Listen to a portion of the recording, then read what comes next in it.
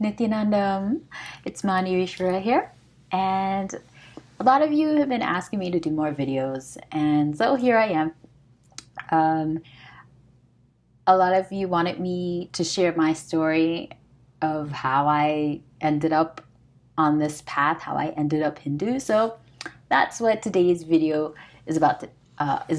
So why am I Hindu, right? Before actually becoming Hindu or recognizing as Hindu, I didn't associate myself with any kind of religion. Even since I was growing up, I didn't, connect to Catholicism, which is, what my mom practiced. My father was exploring different religions, so I didn't really have like a spiritual background. And actually, I always knew that there was some higher force out there, coordinating it all. I just didn't want to give it a name. I didn't want to say it's Jesus because I really didn't feel deep down that was it for me. Not to put it down, it's just I didn't never connected to that path. So I just kind of went through life like, okay, there's something out there, but okay, I didn't know what it was. And when my father actually had Alzheimer's diagnosed like when I was 11, and he started showing the signs. He couldn't remember certain things, like he couldn't remember his way back home after he would drop me off from school, and then it just started deteriorating. He didn't even remember who we were, and then he just didn't remember how to like eat or how to use the bathroom or anything like that. So it just progressively got worse after that. And so going through that time, I remember a moment where I like looked at my dad and I was just like, I know he's there, but his physical body wasn't allowing him to like express what was going on. I mean, I could tell like thoughts were happening. I could tell the awareness was there, but physically the shell on the outside, the car, you're driving a car, right? The car is just completely broken, right? So, with that, I wanted to find something deeper, and I just knew something was out there and I was going to find it. I just didn't know when or how to get there. So I just kept moving and just kept living life, and went to school, did the whole thing. You've probably heard me say this in my previous videos. Went to school, got a job, climbed up the corporate ladder, got another degree, made a lot of money, got married, had a kid, but I wasn't happy. And there was still that missing piece in me that wasn't being fulfilled. I wasn't looking at the spiritual side. So then the seeking came back, and I started reading spiritual books. I started doing yoga. And it wasn't until when I did yoga, the clicks started happening a lot faster. I wanted to read more about yoga and what is this? I did my teacher training. Then I started practicing myself a lot more every day. And, and yeah, it just somehow Swamiji ended up in my reality. And I wanted to know the truth. And I just met people and bam, they showed me to one of Swamiji's videos. And I wasn't really into it at first because I had other things. I was still living this, corporate life where I'm just like hustling, trying to get money and, enjoying, partying, all that. But there was a side of me that was like, look, you need to like slow down. There's a part of you that needs to be addressed. So when I really was serious about the seeking, and I started moving from like this life of, okay, my normal, 9 to 5, and I shifted to the spiritual path, the mystical or unknown, the energy, and all of that. That's when I started to realize there's certain subtle happenings within ourselves and our mind that I always knew. Like even when my dad was going through his Alzheimer's, I just knew, like you just have that intuition, that knowing that there's something greater, but it's yearning for you to like find it, right? That yearning, that urge, that seeking, like it was always there in me. I just kind of shut it off, living this corporate, matrix burloka type of life. So when I met Swamiji, it was like all my answers were like there, like in all of his satsangs, in his videos in YouTube. It just hit me so deep. Like he answered all of those burning questions that I was having growing up. And even till this day, if I'm having like a question about life or why are things the way they are, I'll open up my phone or my computer, and the next video that's on YouTube is like a video about unclutching, which is a very great video. Highly recommend it. So being unclutched, all of these things that he's delivered over the years has really, hit me. So then I decided, this is real. And I lived at the Adinam with him for, a few years. And I know what it's like there. I've seen the powers. I've manifested the powers myself. So I know all of this is real. So all of these people who are attacking my guru and attacking other Hindu gurus, authentic Hindu gurus out there, they're just trying to suppress the higher consciousness that's trying to evolve. But they're never going to win, because higher consciousness will always pervade. The intelligence is too strong. You can never be clever and be cunning with it, right? Intelligence will just burn through all of the ignorance.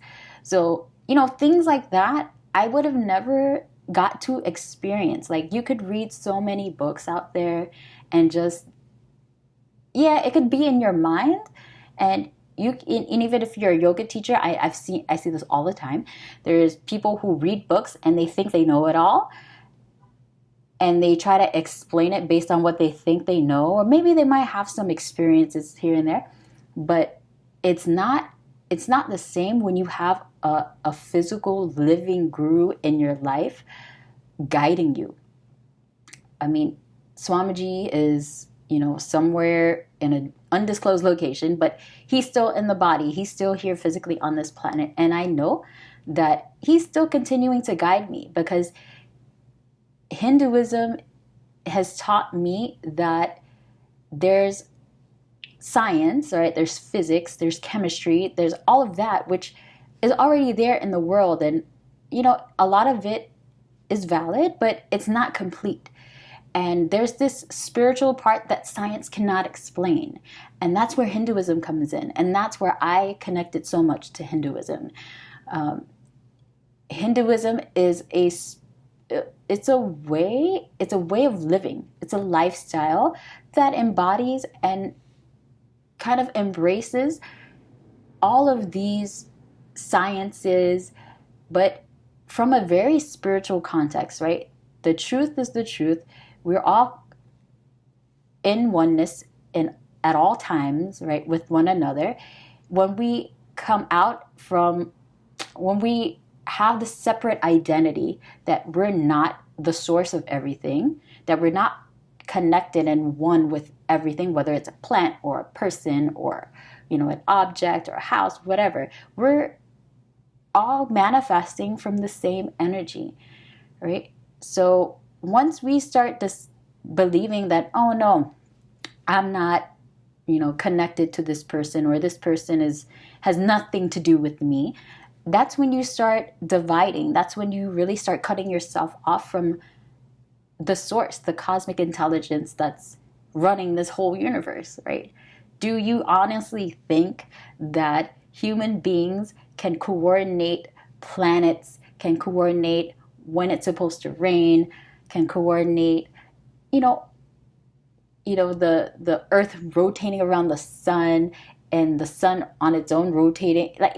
Do you really think that we have control over that? No.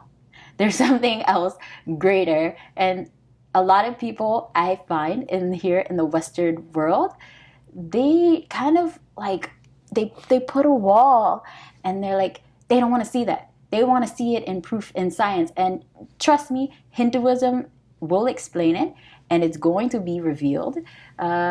Just not yet. But I can tell you, like, honestly, Hinduism has really changed my life. It's saved my life, and it's everything goes back to Hinduism. I read an article that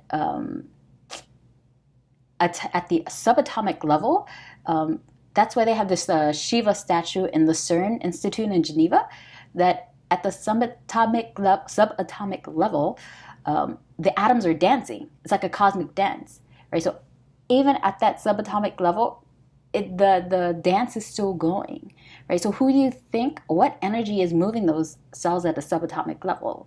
It's not us. We're consciously not telling each and every atom in this pencil, like, hey, you guys move, and then you guys get together and you form this color and you form this shape and you stay solid so I can grab it and write. Like, we're not micromanaging to that level, but there's an intelligence that's doing it, right? And if you think something as small as a pencil, how that is coordinated, how is everything else being coordinated in this world? What is the nature of our bodies, right? Just that cosmic dance, that explanation that science can never give. Hinduism has that. So it's all from this cosmic womb, right, that we all come from.